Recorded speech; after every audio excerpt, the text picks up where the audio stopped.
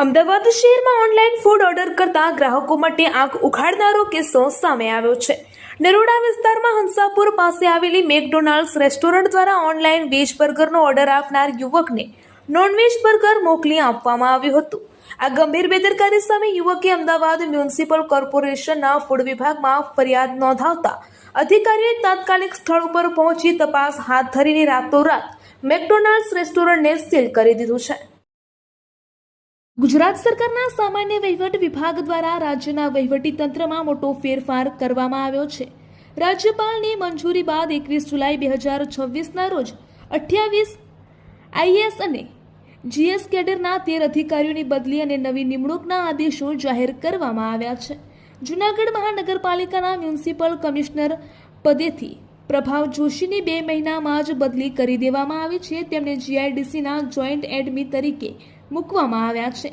તેમની જગ્યાએ હવે સ્પોર્ટ્સ ઓથોરિટી ઓફ ગુજરાતના સચિવ તરીકે ફરજ બજાવતા આઈઆર વાળાને મૂકવામાં આવ્યા છે, જેને પગલે સ્થાનિક રાજકારણ અને પ્રજામાં ભારે આશ્ચર્ય સાથે વિવિધ ચર્ચાઓએ જોર પકડ્યું છે।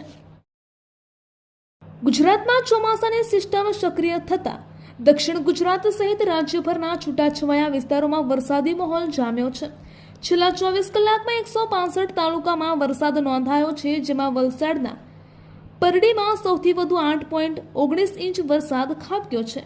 નવસારીમાં સતત મુશળધાર વરસાદને કારણે કાવેરી નદી બે કાંઠે વહેતા ચીખલીનું તાડકેશ્વર મહાદેવ મંદિર જળમગ્ન બન્યું છે।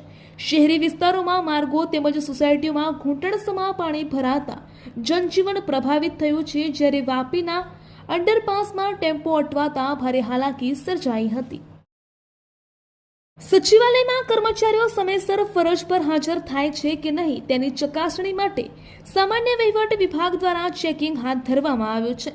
સામાન્ય વહીવટ વિભાગના અધિક મુખ્ય સચિવ અંજુ શર્માના આદેશ બાદ સચિવાલયના વિવિધ વિભાગોમાં કર્મચારીઓની હાજરીની તપાસ કરવામાં આવી હતી।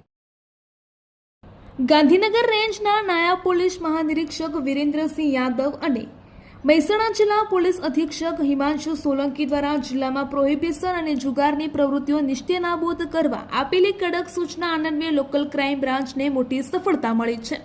એલસીબીના પોલીસ ઇન્સ્પેક્ટર એએમ કરમાળિયાના માર્ગદર્શન હેઠળ સ્ટાફના માણસો સાંથલ પોલીસ સ્ટેશન વિસ્તારમાં સતત પેટ્રોલિંગમાં હતા। તે દરમિયાન હેડ કોન્સ્ટેબલ કિરણજી ઉગાજી અને પોલીસ કોન્સ્ટેબલ અક્ષયસિંહ વખતસિંહને ખાનગી રાહે ચોક્કસ બાતમી મળી હતી।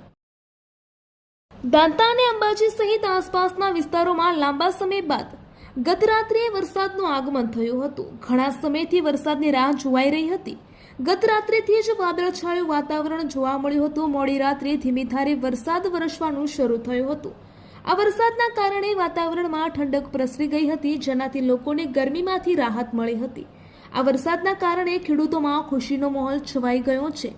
લાંબા સમયથી વરસાદની રાહ જોઈ રહેલા ખેડૂતોના પાકને આ વરસાદથી નવજીવન મળ્યું છે। ખેડૂતોએ આ વરસાદથી તેમના પાકને સારો ફાયદો થશે તેવી આશા વ્યક્ત કરી છે।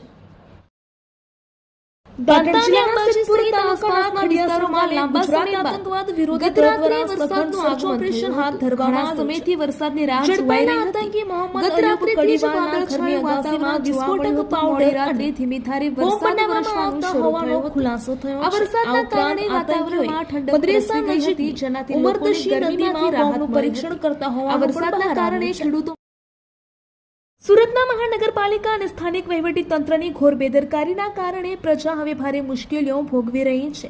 આ પરિસ્થિતિ હવે માત્ર સામાન્ય નાગરિકો પૂરતી સીમિત રહી નથી। ખખડધજ રસ્તાઓથી રાજ્યસભા સાંસદ અને જાણીતા ઉદ્યોગપતિ ગોવિંદ ધોળકિયા ત્રસ્ત થયા છે। રવિવારે ઈચ્છાપુર વિસ્તારમાંથી એરપોર્ટ જઈ રહેલા ગોવિંદ ધોળકિયા રસ્તાની અત્યંત બિસ્માર અને કાદવ કીચડથી ભરેલી હાલત જોઈને રોષે ભરાયા હતા। તેમણે ચાલુ કારમાંથી જ રોડની દયનીય પરિસ્થિતિ દર્શાવતો વિડીયો બનાવી સુરતની શર્મજનક સ્થિતિ છે, કોઈના પેટનું પાણી હલતું નથી અંગે ભારે આક્રોશ વ્યક્ત કર્યો હતો।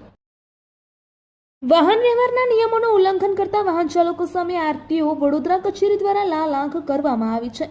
વર્ષ 2026ના જૂન માસ દરમિયાન હાથ ધરવામાં આવેલા ખાસ ચેકિંગ અભિયાન હેઠળ કુલ 2646 ગુનાહિત વાહનો સામે કાયદેસરની દંડાત્મક કાર્યવાહી કરવામાં આવી છે।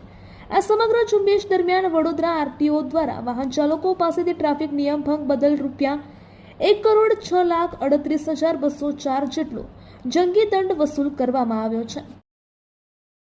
સાબરકાંઠા જિલ્લામાં વાહન ચોરીના ગુનાઓ અટકાવવા અને ઉકેલવા માટે જિલ્લા પોલીસ અધિક્ષક ડોક્ટર પાર્થરાજસિંહ ગોહિલે વાહન ચોરી ડિટેક્શન સ્ક્વોડની રચના કરી છે. આ સ્ક્વોડે હિંમતનગરના ઘોડા ફાર્મ પાસેથી ચોરીના બાઇક સાથે એક આરોપીને ઝડપી પાડ્યો છે, જ્યારે અન્ય એક ફરાર થઈ ગયો હતો. સાબરકાંઠા એલસીબી પીઆઈ ડીસી સાકરિયાએ જણાવ્યું હતું કે વાહન ચોરી ડિટેક્શન સ્ક્વોડના ઇન્ચાર્જ અને વડાલી પીએસઆઈ વીઆર ચૌહાણની team Himmatnagar B division police station વિસ્તારમાં પેટ્રોલિંગ કરી રહી હતી. મહેતાપુરા નજીક ટીમના કપિલ અને વિપુલસિંહને બાતમી મળી હતી કે બે ઈસમો ચોરીની મોટરસાયકલ સાથે ઘોડા ફાર્મ પાસે ઊભા છે.